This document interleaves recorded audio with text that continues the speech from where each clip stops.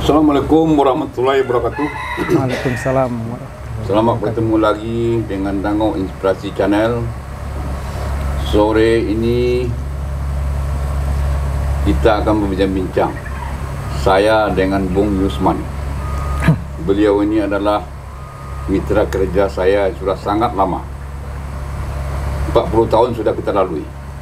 Sampai detik ini masih bermitra. Dari pantai sampai ke gunung, dari laut sampai ke danau, dataran rendah, dataran tinggi, kita bermitra dalam pertanian. Terutama kita dari dulu yang selalu concern itu pertanian yang ramah lingkungan, pertanian yang berkelanjutan. Nah, pada sore ini kita akan berbincang tentang pertanian organik. Pengalaman kami ini sudah bisa kita bagi dengan banyak orang, dengan banyak petani. Kunci sukses bertani organik. Artinya kalau kuncinya tidak ada, tidak jadi sukses. Itu maksudnya. Mudah-mudahan ini bisa memberikan gambaran Bung Isman kepada kawan-kawan. Nanti kita berdiskusi aja ini ya. Kita sudah bermitra sejak lama, kita berdiskusi. Silakan dimulai Bung Isman tentang pertanian organik. Kunci sukses pertanian organik. Kita sharing aja. Ya. Oke Pak Joni, Ya. Terima kasih. Assalamualaikum warahmatullahi wabarakatuh. Ya. Sore ini saya merasa sangat terhormat diundang ke Dango Inspirasi Pak Joni untuk berbincang-bincang terkait dengan pengembangan pertanian organik. Apalagi pembukaan yang sampai Pak Joni tadi, bahwasanya kita sudah bermitra sejak lama ya, sudah 40 tahun kali, dari gunung ke lurah ya, dari lurah ke bukit, di sawah ke daratan, Di lapangan sampai ke kantor. Di lapangan sampai ke kantor. Nah, karena menyinggung kantor sedikit, saya perkenalkan juga sedikit kepada pemirsa Dango Inspirasi Channel. Sebenarnya bagi kawan-kawan yang sudah tahu, Pak Joni ini di pembukaan ini sangat berlebihan ya, sangat berlebihan, artinya membuat saya sangat tersanjung. Disebutkan di pengantar Pak Joni sudah lama bermitra, padahal sebenarnya saya dengan Pak Joni ini sebenarnya atasan dan bawahan. Mungkin kawan-kawan yang banyak juga mengetahui Pak Joni ini adalah atasan bawahan itu dalam di kacamata birokrat. Ya, dalam bekerja kita bermitra. Ya, belum sampai Pak Joni, saya juga akan sampai ke sana. Di kantor, saya tahu Pak Joni ini mulai dari Kepala Balai Perlindungan dulu, kemudian Kepala Dinas Pertanian, dan saya selalu konsen membantu beliau. Nah, anehnya Pak Joni ini dalam kesehariannya tidak ada memperlakukan saya sebagai katakan anak buah, katakannya anak bawahan, tidak pernah. Nah, bahkan sampai selalu diucapkan bermitra. Memang demikian adanya, waktu ke lapangan pun menemui petani selalu dikatakan adalah mitra kerja. Padahal sebenarnya kita sebagai bawahan kan akan selalu membantu beliau. Baik Pak Joni, tadi disinggung tadi kunci sukses bertani organik. Oke ya. Nah, ada poin-poin itu. Ya, poin-poin ya. Poin itu wajib ada.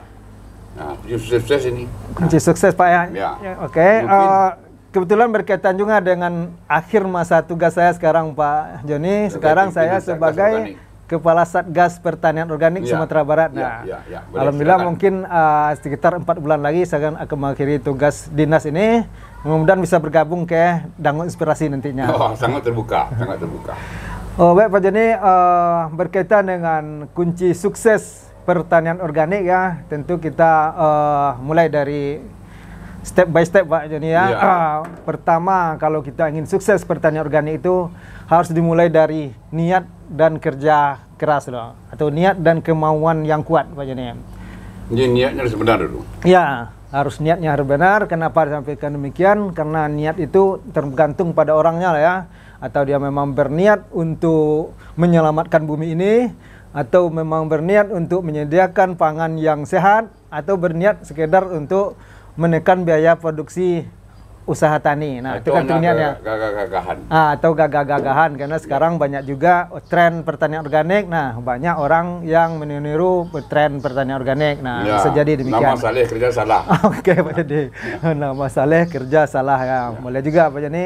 Itu dari segi niat ya. Kemudian dari kemauan yang kuat tadi saya katakan, karena itu sangat perlu. Karena pertanian organik ini banyak sekali didera oleh berbagai persoalan. Mungkin Pak Joni sudah sudah makan asam garang dengan hal itu ya kan.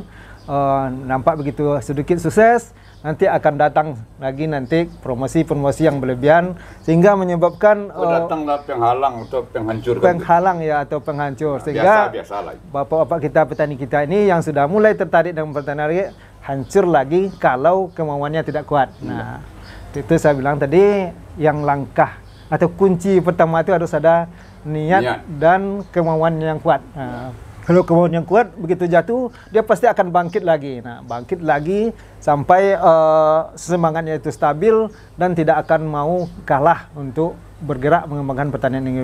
Ya, kalau yang sudah kuat niat itu tidak bisa diganggu lagi. Tidak bisa diganggu lagi ya. Ada beberapa orang teman-man kita banyak itu yang banyak Pak ya. Itu Bapak lebih tahu lah daripada saya lebih banyak yang tidak tergoyahkan. Oke, itu kunci yang pertama Pak Joni. Yang kedua terkait juga dengan aturan-aturan pertanian organik ini.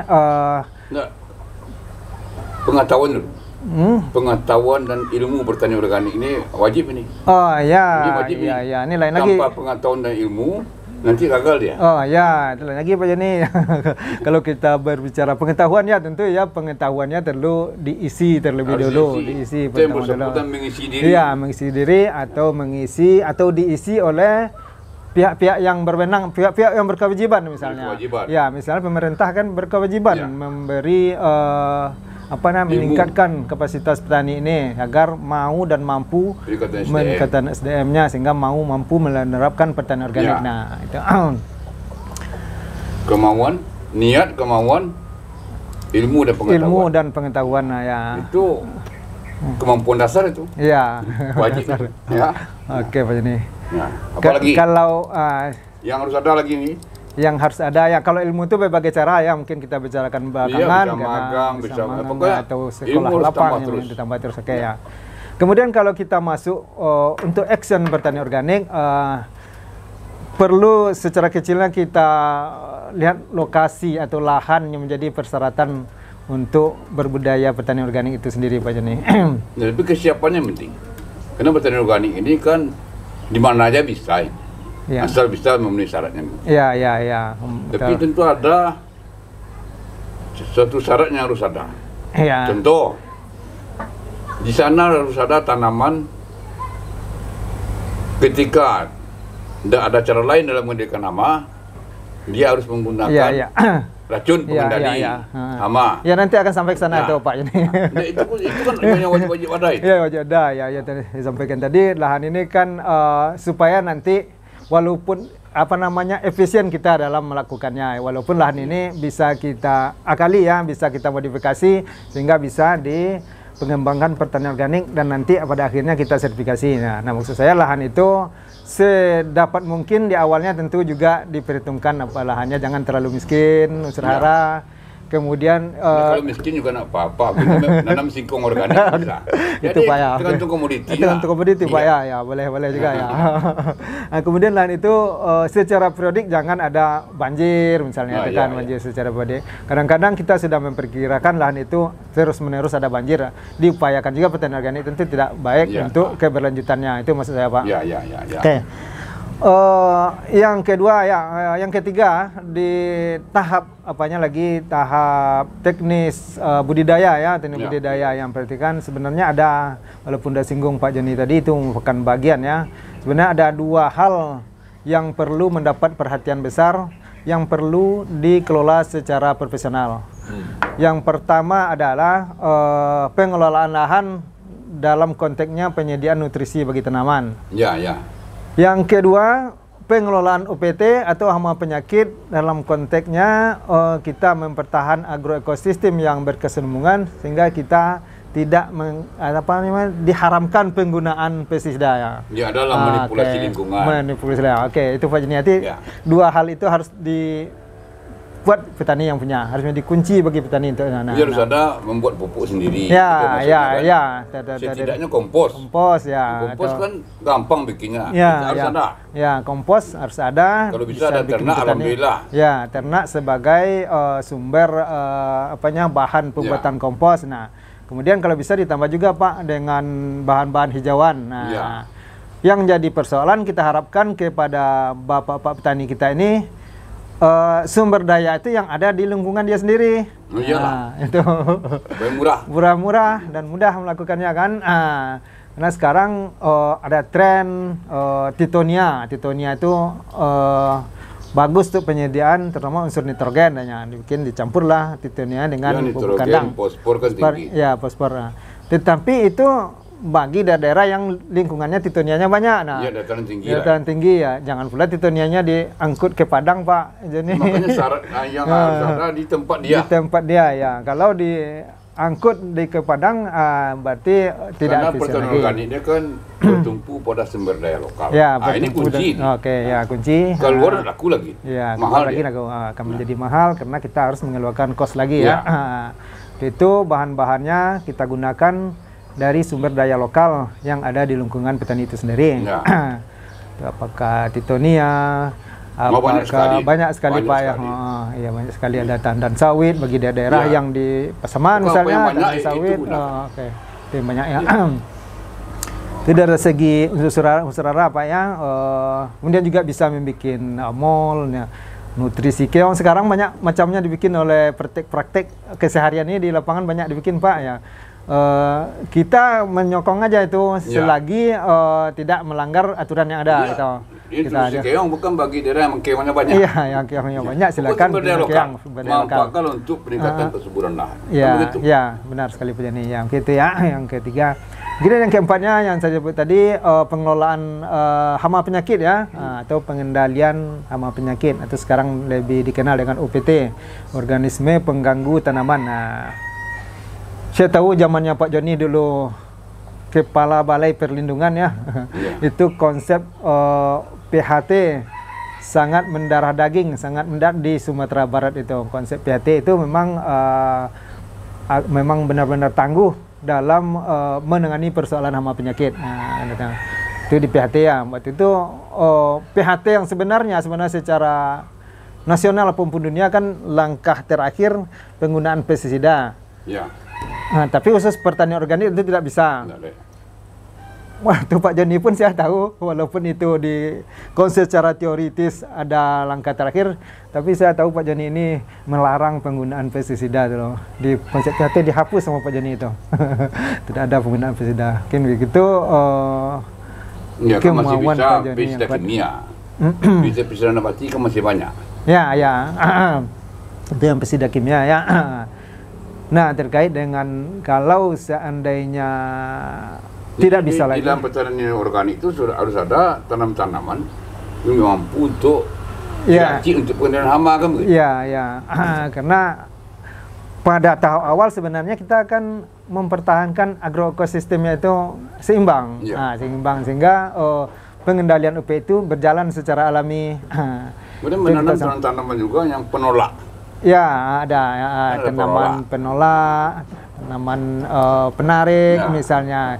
Tanaman sekarang dari pujia diistilahkan Pak Joni, kita tanam pujia, bunga-bungaan, terutama yang berwarna kuning. Itu sangat penting di area pertanian organik itu. Ya, benar. Karena itu untuk sumber kehidupan dari parasitoid.